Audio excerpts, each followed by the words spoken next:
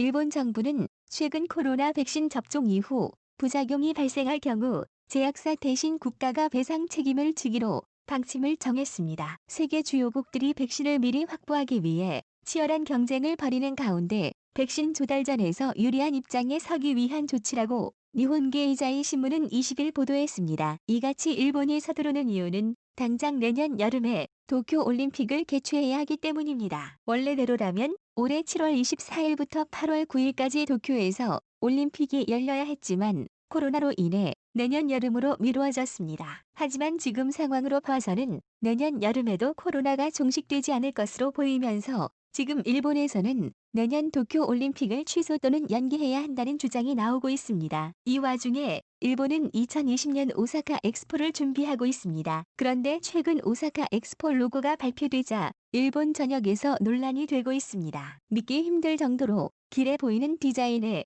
일본 네티즌들은 경악했습니다. 니혼게이자이 신문은 25일 일본 국제박람회가 아트 디렉터 시마다 탐업체 등이 소속된 팀이나의 작품을 공식 로고로 선정했다고 보도했습니다. 로고는 생명의 빛을 주제로 세포에서 모티브를 얻은 붉은 구체를 연결한 디자인을 기본으로 눈처럼 보이는 5개의 점은 벚꽃을 상징한다고 했습니다. 이 작품의 디자인은 시마다는 1970년 오사카 엑스포의 DNA를 표현하려고 했다고 밝히기도 했습니다. 건축가 안도 타다오를 단장으로 하는 심사위원회는 로고에 대해 좌우 대칭이 아닌 것이 오사카다운 재미가 있고 기분 좋은 위험도 있었다고 혹평했습니다. 일본 네티즌들은 이렇게 일본의 디자인 전문가들이 혹평한 로고를 받아들이지 못했습니다. 일본 SNS에서는 이를 두고 게임 보스 캐릭터 같다 무섭다 등의 반응이 나오고 있습니다. 국내 네티즌들은 방사능 돌연변이를 묘사했다. 우주적 존재가 꿈틀거리는 것 같다고 비꼬았습니다. 현재 일본에서는 이 로고를 조롱하는 패러디가 쏟아지고 있습니다. 제빵사이자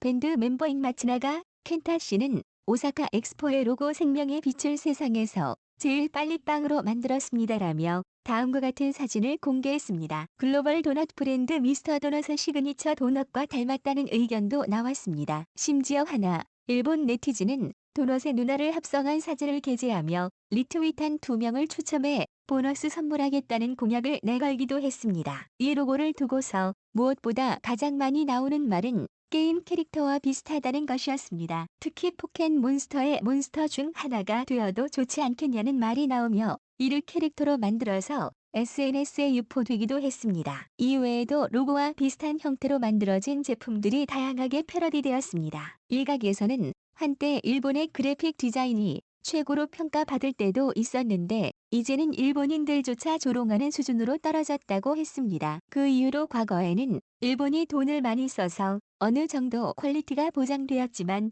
이제는 돈을 적게 들이기 때문에 이런 허접한 결과물이 나오게 되는 게 아니냐는 주장이 제기되고 있습니다. 최근 아베노 마스크나 골판지 침대에서도 볼 수 있듯이 일본 정부는 꼭 써야 할 비용까지도 아끼러 가고 있습니다. 일본은 2020년 도쿄올림픽 공식 엠블럼에도 표절 시비가 벌어져 폐기된 바 있고 이후 도쿄 도로고와 도쿄올림픽 주경기장 디자인까지도 표절 의혹으로 문제가 된 바 있습니다. 이것은 디자인을 닮은 일본의 제대로 된 인재가 사라지고 있다는 분석도 있으나 일본 정부가 과도한 비용 절감으로 표절이 벌어지거나 수준이 떨어지고 있다는 주장도 나오고 있습니다. 이런 가운데 지난 23일 일본의 한 방송에서 나온 주장이 큰 논란이 되고 있습니다. 후지TV의 비트 다케시티비 테크를 나온 교토대학 하미코부 교수는 어이없는 주장을 하고 나섰습니다. 그는 일본이 이미 집단 면역에 도달했기 때문에 사회적 거리두기가 전혀 필요가 없다고 했습니다. 또한 마스크나 어떤 행동 제한도 할 필요가 없다고 단언했습니다. 카미코부 교수는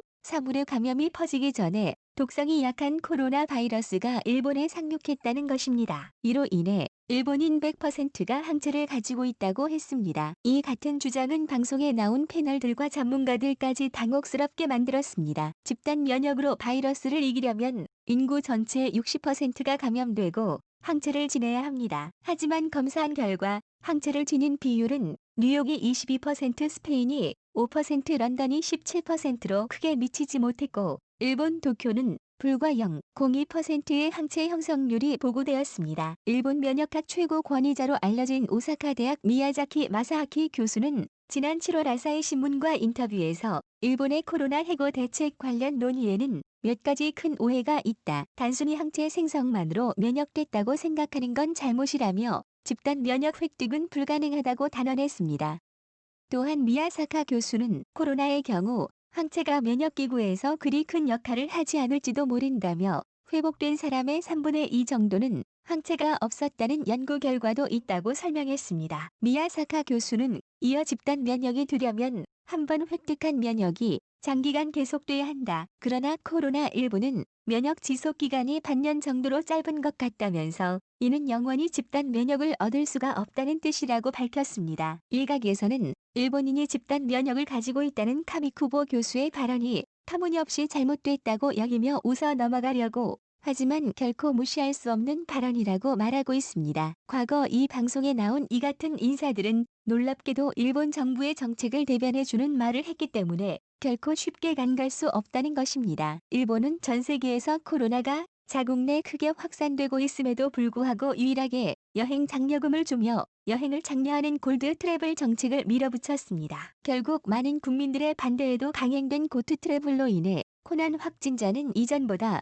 4배나 늘었습니다. 그럼에도 일본 정부는 골드 트래블 이용객이 4명이 넘었다고 자축하며 도쿄를 제외해서 17조 원의 손해를 봤다고 했는데 이제 도쿄도 포함시키자는 말까지 나오고 있습니다. 지금 이 같은 일본 정부의 정책과 행태를 보면 카미코의 말처럼 일본인들이 집단 면역됐다는 주장을 믿고서 정책을 펴고 있는 것이 아닌지 의심되고 있습니다. 오래전부터 일본 아베 정권은 정책을 바로잡는 목소리를 들거나 뛰어난 인재를 등용하기보다는 자신들의 입맛에 맞는 전문가들과 인재를 주변에 배치하면서 엉뚱한 방향으로 향해 가고 있다는 비판을 받고 있습니다. 이런 상황이 되다 보니 일본에서 더 이상 뛰어난 인재가 나오지 못하고 한국에서 찾는 경우가 점점 늘고 있습니다. 최근 네이버 자회사인 라인과 소프트뱅크 그룹 산하 야후 재팬이 경영 통합에 나섰습니다. 일본 최대 포털 사이트 야후 재팬과 최대 메신저 라인이 손을 잡으면 1억 명이 넘는 이용자를 보유한 메모드급 인터넷 기업이 탄생하게 되는 것입니다. 이 회사의 이름은